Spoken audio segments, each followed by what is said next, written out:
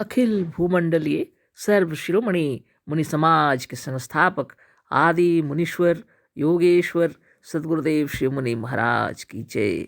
उपस्थित मुनि वृंद, साधु सज्जन वृंद, संत वृंद, साधक वृंद, आध्यात्म ज्ञान के जिज्ञासुओं और प्रेमियों, सभी श्रोता वृंद, आप सबको मेरा कोटिशः नमन, सप्रेम जय जीव।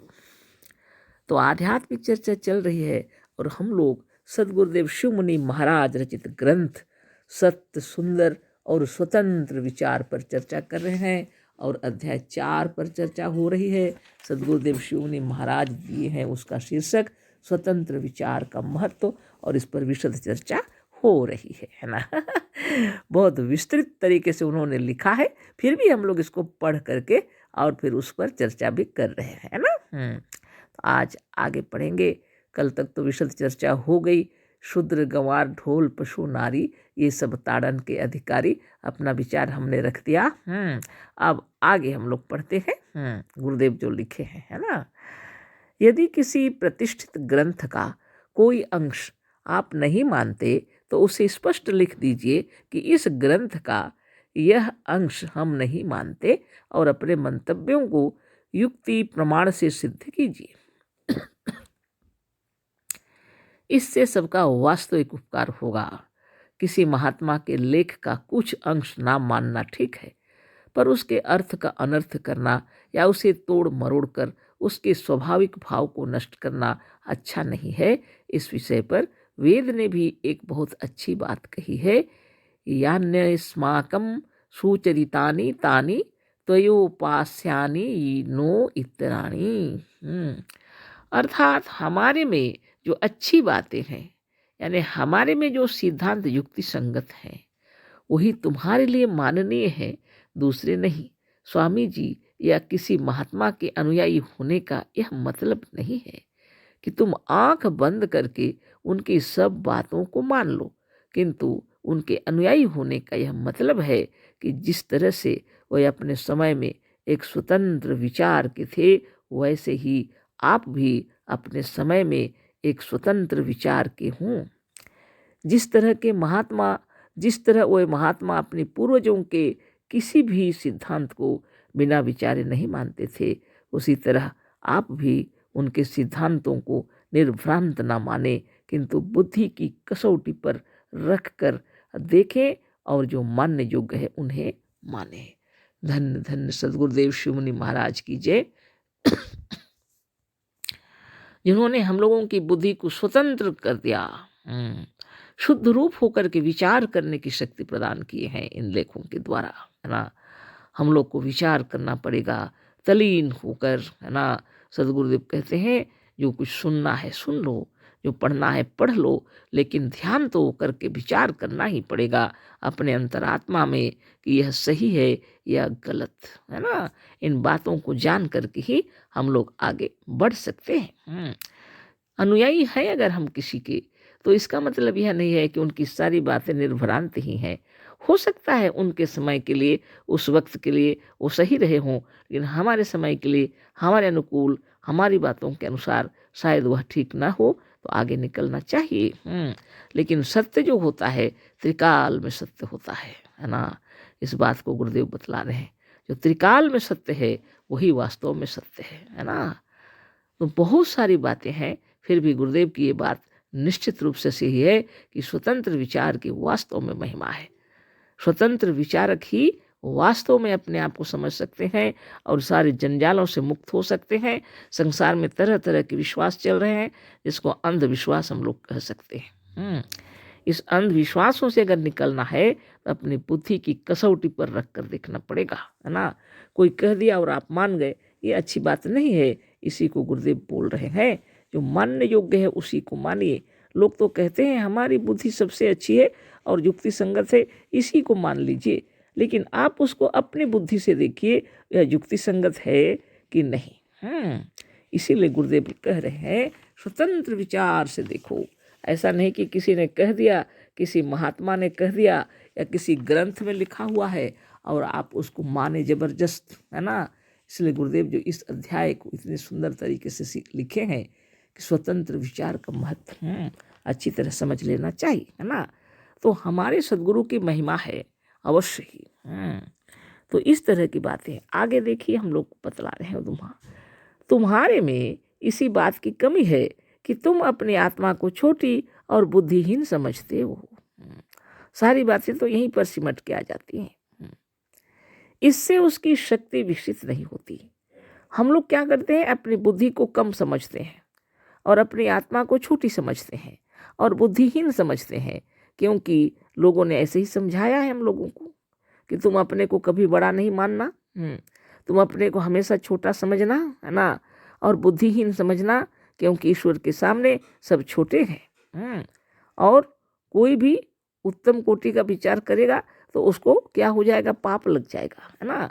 ये सब जो शिक्षा दी गई है, जिसकी वजह से हमारी बुद्धि भी कमजोर हो जाती है। हम अपने को कम ही समझते हैं, ईश्वर से बढ़कर कोई अपने को नहीं समझता। लेकिन सद्गुरुदेव इतना सुंदर ज्ञान दिए हैं कि हम भगवान के भी भगवान हैं बोल करके गुरुदेव शिक्षा दे रहे हैं। जितने ईश्वरों को बनाने की शक्ति हमारे अंदर है, ईश्वरों को सबने हमने बनाया है, उनको जन्म दिए हैं, वो भी भगवान बन गए हैं, और उनको कल्पना करके भी हमने बड़ा बना दिया। और इस बुद्धि को ही कमजोर समझ बैठे, इस बुद्धि को सबसे छोटी समझ बैठे और खुद को अपने आप को शक्तिहीन भी समझ बैठे, है ना। कितनी बड़ी बात है। लेकिन सद्गुरुदेव जो शक्ति दे रहे हैं इसको समझिए। जो जड़ को चेतन करे और चेतन को जड़ करे वही ब्रह्म है। बहुत बड़ी बात है। गोस्वामी तुलसीदास ने लिखा है, जो जड़ को चेतन करे और चेतन को जड़ करे वही मन राम है, भगवान राम। समझ लीजिए अच्छी तरह से। ये शरीर आकाश, अग्नि, जल, वायु और मिट्टी से बना हुआ है, और इस शरीर के अंदर में आप विराजमान हैं। आप जब तक इस शरीर में विराजमान रहते हैं, ये आकाश, अग्नि, जल, वायु और मिट्टी में चेतना दौड़ रही है।